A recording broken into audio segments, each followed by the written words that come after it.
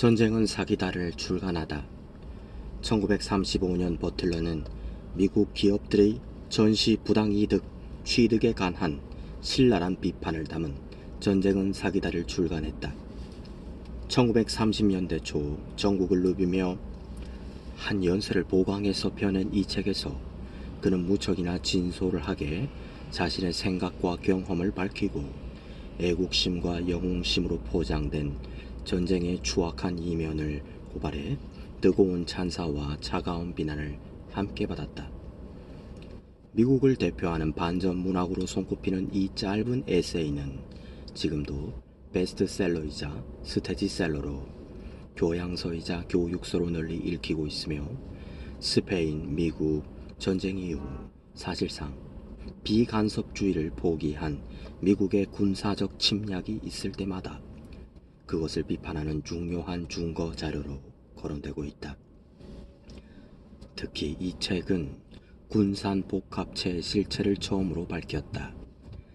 군산복합체라는 용어는 1961년 아이젠하워 대통령의 퇴임 연설에서 비롯됐지만 버틀러는 이미 한 세대 전에 선구적으로 군산복합체의 적나라한 모습을 만천하에 드러냈다. 자본주의 기업들의 전시 부당 이득 취득에 관한 그의 관점은 1935년 11월에 발행된 사회주의 잡지 커먼센스에 실린 글에 다음과 같이 잘 요약되어 있다. 그가 1933년에 한 연설의 일부이기도 하다. 나는 무엇보다 해안선에서의 적절한 방어가 옳다고 본다. 다른 나라가 싸우러 오면 당연히 우리도 싸우면 된다. 그런데 미국은 이런 문제를 지니고 있다. 기업들이 우리나라 안에서는 이득을 6%밖에 올리지 못하자 외국으로 진출해 100%의 이득을 올리려고 한다. 그러나 정부가 기업을 따르게 되고 군인은 정부를 따르게 된다. 나는 다시는 은행의 비열한 투자를 보호하는 전쟁 따위에 참여하지 않을 것이다. 우리가 싸워야 하는 경우는 딱 두 가지밖에 없다. 하나는 조국을 지키기 위한 전쟁이고 다른 하나는 헌법상의 기본 원칙을 지키기 위한 전쟁이다. 다른 이유로 벌이는 전쟁은 모두 사기다. 나는 33년 4개월 동안 가장 역동적인 군대인 해병대에서 현역으로 복무했다. 소위부터 소장까지 해병대 모든 지휘관 계급을 거쳤다.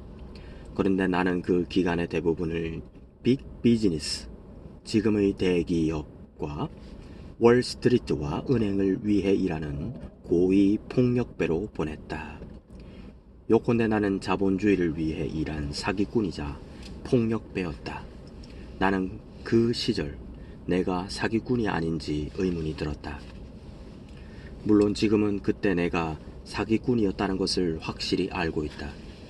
모든 직업 군인들처럼 나도 현역을 떠나기 전까지는 자신만의 생각을 제대로 갖지 못했다. 상부의 지시에 복종하는 동안 내 정신 능력이 정체되어 있었다. 이것은 모든 현역 직업 군인들의 전형적인 모습이다. 1914년 멕시코, 특히 탐피코 지역을 미국 정유사들에게 안전한 곳으로 만드는 데 일조했다. 또 IT와 쿠바를 내셔널 시티 은행이 짭짤한 수익을 올리기에 적합한 곳으로 만드는 데 일조하기도 했다.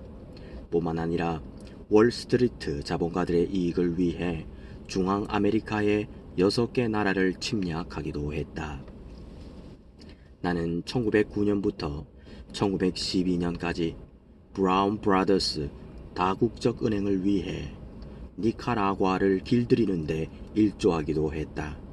1916년에는 미국 설탕 제조사를 위해 도미니카 공화국에 총구를 들이댔다. 1903년에는 온두라스를 미국 과일 회사들에게 유리한 곳으로 만들었다. 1927년 중궁에서는 미국 정유사 스탠더드 오일의 순탄한 진출을 도왔다. 돌아보면 내가 알 카포네 1899년부터 1947년 갱 두목 알 카포네에게 몇 가지 힌트를 줬는지도 모르겠다. 그가 세계 구역 시카고 내에 을 누비며 사기를 쳤다면 나는 세계 대륙을 누비며 사기를 쳤다. 미국 인디언, 필리핀인, 멕시코인에 대한 우리의 약취는 징기스칸과 1162년부터 1227년 일본인들이 만주에서 벌인 군사 행위나 무솔리니의 아프리카 공격과 다를 바가 전혀 없다. 그들 중 어느 나라도 우리에게 선전포고를 하지 않았는데 우리가 먼저 강압적인 제스처를 취했을 뿐이다. 우리의 역사를 보라. 방어를 위한 전쟁은 치른 적이 없지 않은가.